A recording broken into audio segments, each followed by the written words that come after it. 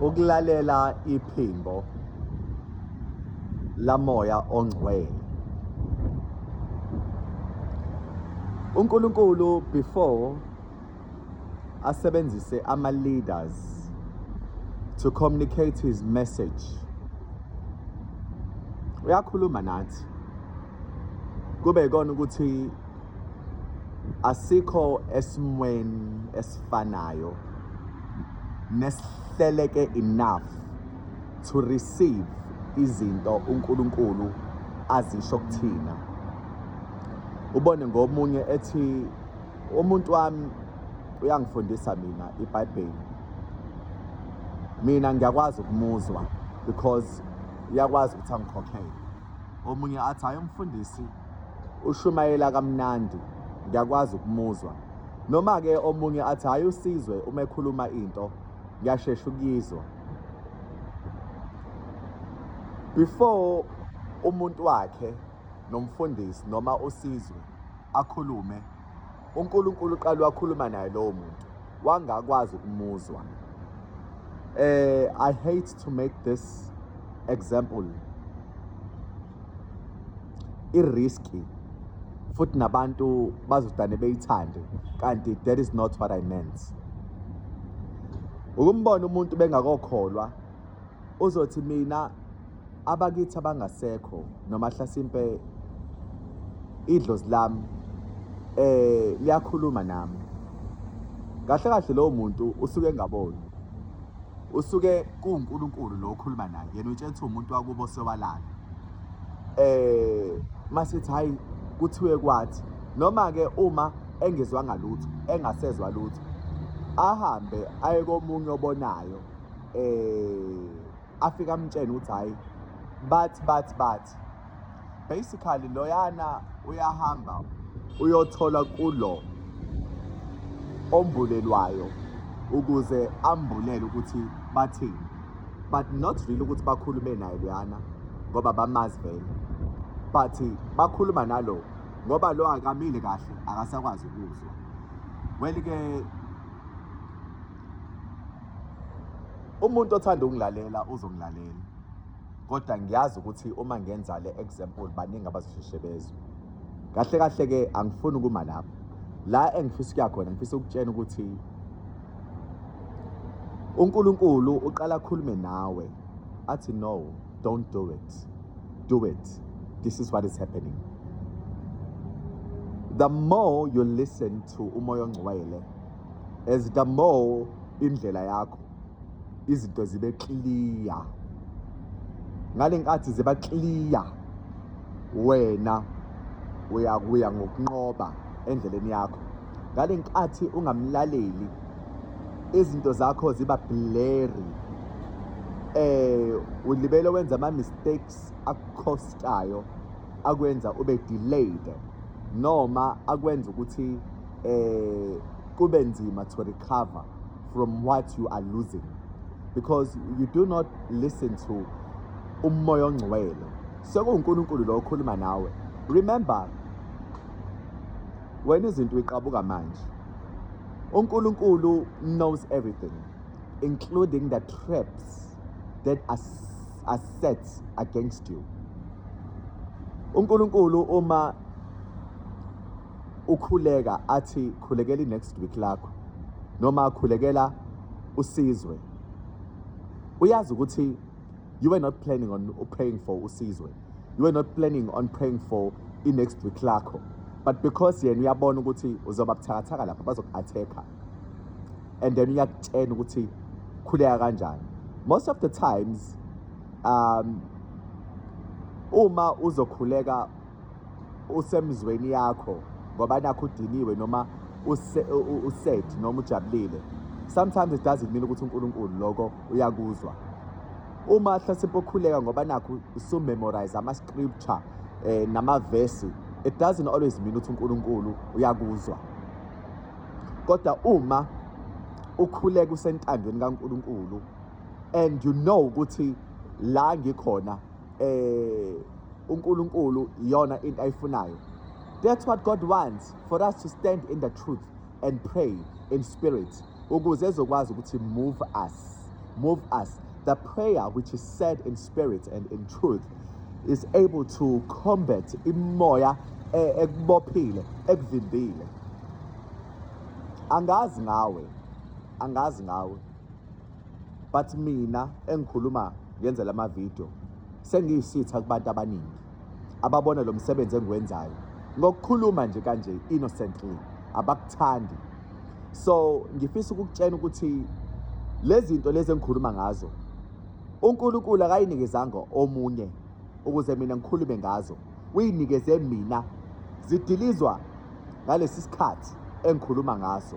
For example, lokho engikhuluma ngakho today ukulalela umoya ongcwele benkade ngakucabangi, I didn't know ngizokhuluma ngakho, but the minute ngithatha ifoni yami ngikhuluma uNkulunkulu wangehlisela kona.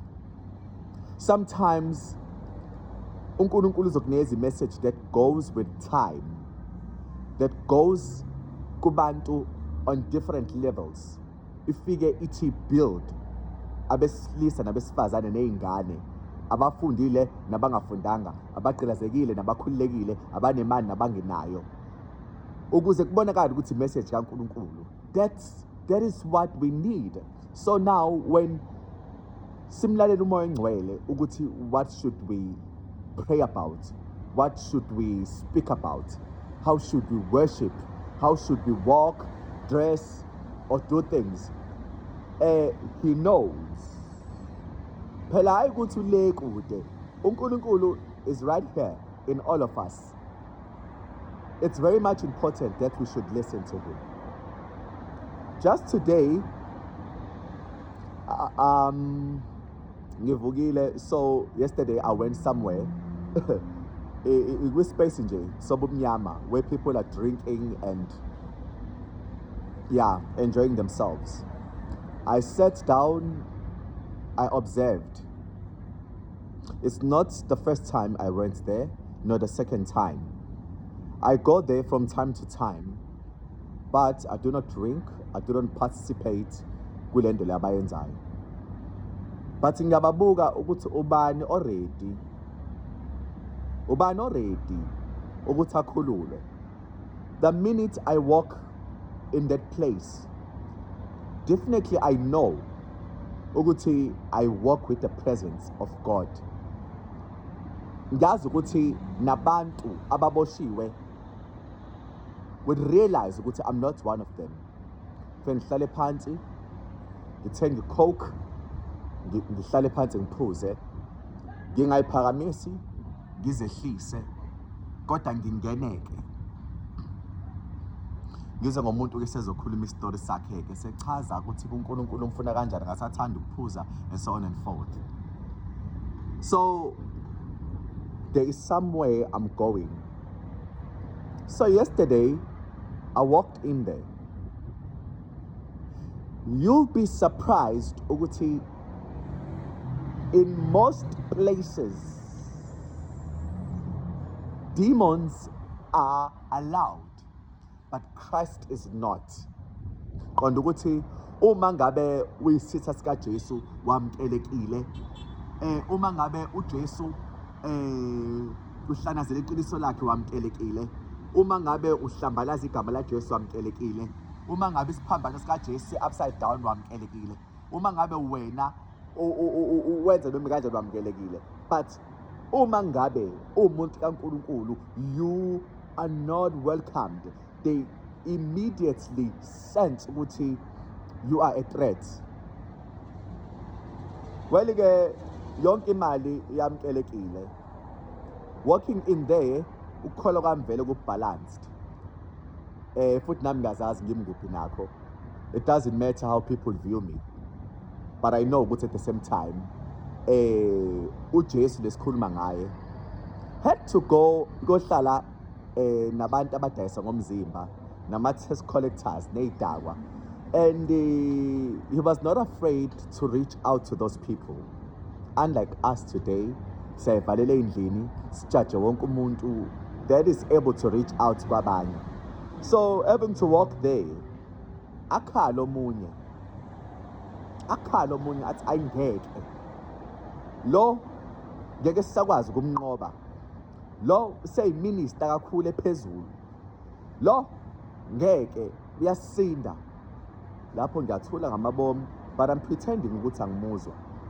Okay, la ngiyakhona-ke ngiqonda ukuthi others are welcomed, but not umuntu kaJesu. Immediately sengibona ukuthi la mademoni asiyayiqala i-chaos yawo. I then stood up and quietly walked away. What does that tell you today?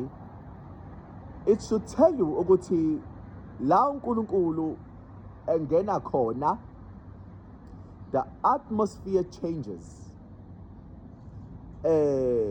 Abantu, they can start or begin to sense ukuthi now so and so is not alone. Uhamba noNkulunkulu. Nezinto zabo abamba nazo ziyabatshela ukuthi nangu lona unzima, yasikhathaza, ukhuni. So the voice of God kumina ithi buka abantu bami. Ngiyababuka, ngiyabona ukuthi labantu laba, all they need is someone ozokwazi ukuthi angabajaji, but ozokwazi futhi ukuthi bengamdidi. You must be aware uma ngabe iphimbo laNkulunkulu liklusa, labantu elilusela kubona kumele bakwazi ukubakhipha, kodwa bona bengakudidi ngenyama yabo, bengakudidi ngobuqili babo, bengakudidi ngezinto zabo, bengakudidi ngemizimba yabo, bengakudidi ngokuhlanipha kwabo. Wena ukwazi ukubakhipha, because if you disobey ivoice kaNkulunkulu uzofana nama-watchers of men, lezi ayingilosi ezafihla amaphiko azo zangena kwabesifazane, noma seyicela ukuthi ulontuzana u-Enoch ayicelele uNkulunkulu, ayixolele uNkulunkulu, ayixolelanga. Wayile-ke ngazi inobungozi lento engishoyo, but-ke ngizama ukukuvezela ukuthi umuntu olalela iphimbo laNkulunkulu will go ey'ndaweni ey'julile, ey'ndaweni ey'no-Beelzebul, ey'ndaweni ey'ney'khonkwane, and they will always bring down all those evil forces, all those walls okuyiwona acindezela abantu. Like that girl nje edani yakhala without me even saying anything. Like labantu nje abadane bathetha baqhuma phezulu. Obviously the presence of God was overwhelming kubona. They could sense ukuthi now the atmosphere is not the same. That is a child of God. Akumele mesifika sibe ntukuntuku. Akumele sithi want to blend in. We must show ukuthi we are here for the will of God. That is what the prayer yomntwana kaNkulunkulu does. I need to confirm ngezinto zalelizwe. That's what worship, true worship does. Uma ngabe a worshipper that stands with God, stands to worship. That's what a minister does empilweni zabantu. That minister ema ngentando kaNkulunkulu engabi nendaba ukuthi what people would say after the sermon.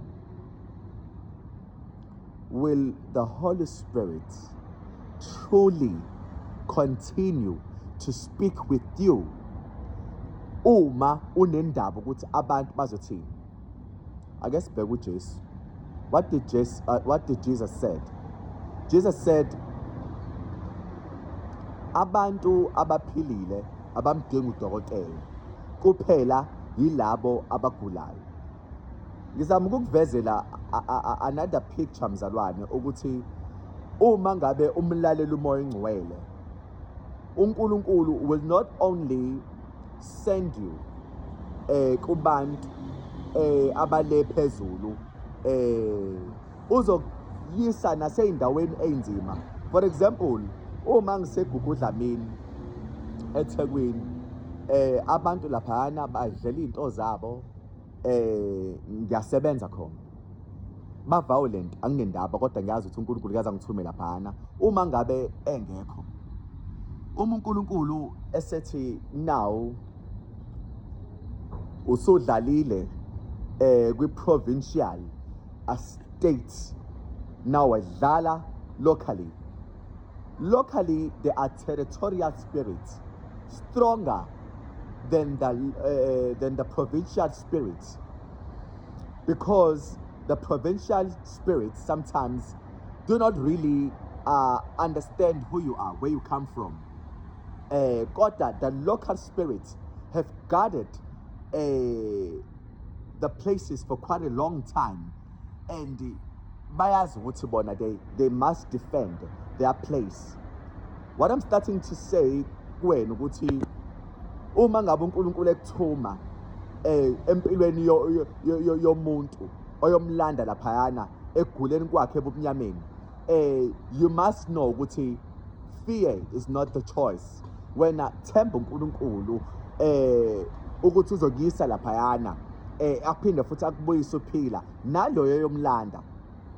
Abantu ke they are losing iplan kaNkulunkulu and thinking ukuthi uNkulunkulu uyogembula ngabo. God cannot gamble nawe. uNkulunkulu akakubeki empilweni nalomuntu othandana naye manje just for the sake okuthandana naye.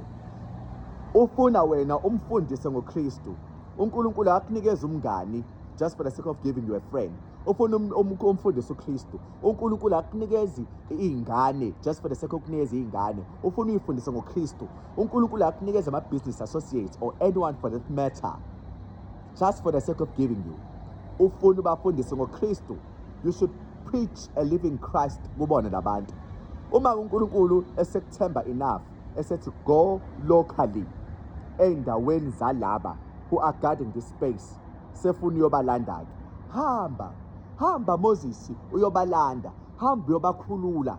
Awu Nkosi nginamalimi. Wenza oba uthi ube namalimi. Ubani owenza ukuthi abantu bekhulume nokuthi bengakhulumi. Hamba uyokwenza lezi imangaliso engiyakufundisa zona.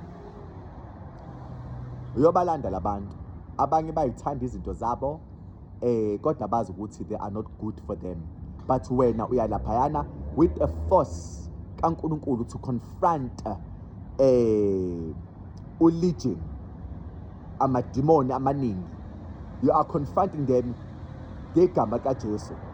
In the beginning it's going to be hard, but as you continue understanding umoya ongcwele as he guides you, uzogcina usukwazi ukuthi this is my purpose, to win. Angisho ukuthi uya gambling impilo yakho. Shandara labo siyanda khombolo boshiyande rila khamba labo siyendera labo khombolo boshiyande riya labo siyanda khombolo boshiyande. You are not gambling ngempilo yakho. Angisho mina ukuthi hambe emathaveni uyohlala nabantu ngoba nakho uthi abangani bakho. No, I'm not saying hamba uye emaclubini uyohlala nabantu just for the sake of staying with them. uNkulunkulu out of nowhere ukathambe beach, hambe town, hambe endaweni ukuthi, hambe endaweni ukuthi. Uma uNkulunkulu ethambe endaweni ukuthi khulekela usibanibani, fonela usibanibani enza ukuthi there is a reason, there is always a reason why God says that, and we should not ask omunye umuntu why we should go there. We must go there because lo muntu uzokuvimbisa ekutholeni labantu uNkulunkulu afuna uyobalanda. You can't ask umuntu who does not receive i-message kaNkulunkulu kahle direct from uNkulunkulu ukuthi uNkulunkulu uqonda ukuthini mesho kanje. In closing, uJesu akwakhuluma laphana, ekhuluma noSamuel esayingane, umpriest engasamthokozisa uNkulunkulu ngenxa yokuthi amadodana akhe ayenza ububi engawakhozi, engawatshengisa ukuthi akayithandi leyo nto leyo.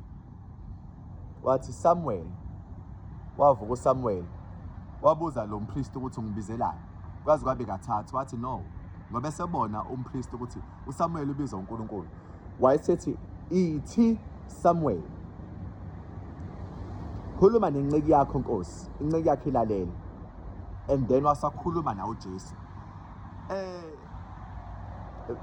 The priest knew ukuthi now isikhathi sakhe sesiphelile, and uNkulunkulu does not have to tell you uma ngabe esekhetha omunye umuntu ukuthi now your time is over, sengikhethe ukukhuluma ngomunye umuntu.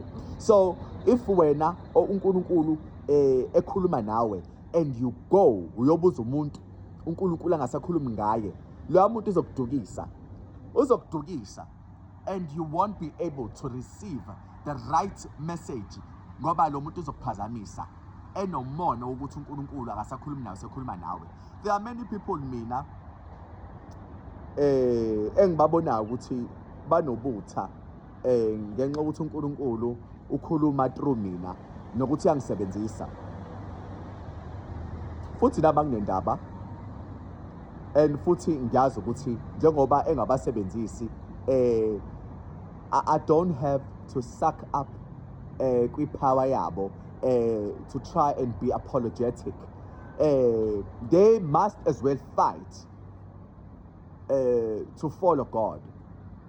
They must as well try harder, like I am trying harder, ukuthi bephumele obala ukuze uNkulunkulu abamkele.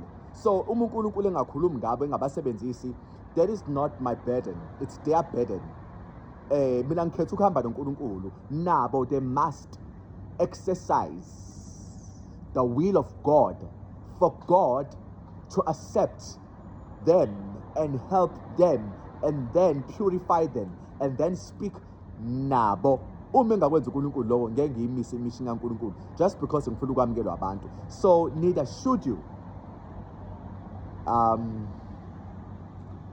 Abantu ke abakhulile bazongizwa ukuthi into uNkulunkulu afunayo, ufuna isitsha esovuma,